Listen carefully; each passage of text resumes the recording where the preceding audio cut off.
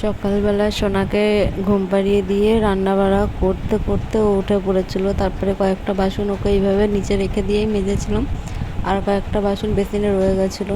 ঘরটাও মোছা হয়নি, তাও মেয়েটাকে ওইভাবে রেখে দিয়ে নিজের কাজগুলো করছি। সবাই যে যার মতো বসে আছে, কেউ ঘুরে বেড়াচ্ছে। ঠিক আছে, মেয়েটাকে কেউ একটু নেয়নি।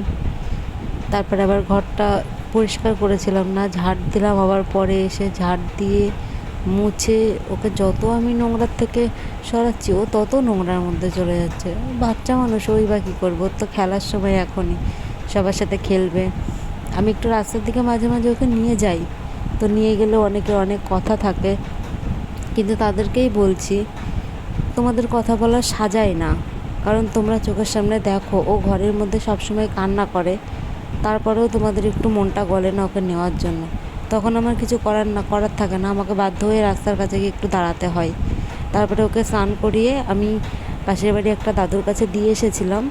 তারপরে আমি স্নান করে ওর কাঁথা কাপড়গুলো সব ভেজানো ছিল কেচে ছাদে নেড়ে দিয়ে, ও আবার মিক্সির আওয়াজে ভয় পায়।